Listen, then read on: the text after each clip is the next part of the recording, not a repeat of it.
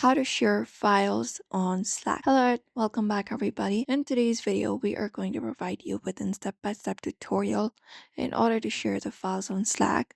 So you can follow this method for that and you should be able to do it easily.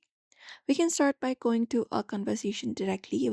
If you're on mobile device, you can directly head over to conversation. For example, something like this.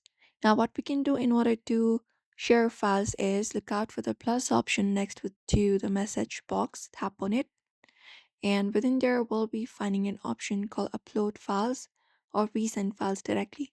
So we can tap on upload a file and it will open up a pop-up with all of the documents available on our device. You can select up that specific document that you would like to add,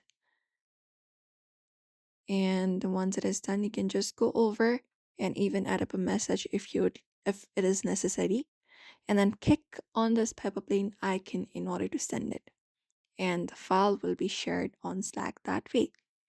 If not this, you can directly head over to the file that you would like to share. For example, let's say this is a file. Hold it up, look out for the share option, and then basically tap on send or share and share it. Or from the sharing options available, you can directly select the option of Slack and select a conversation from there and share it that way as well. And you can always connect applications like Google Drive, OneDrive, or Dropbox to share links, which allows for previews and makes the file searchable. You can just go and follow it up. You can upload files up to 1 GB in size, and files shared in private channels or DMs are only visible to the people in those conversations.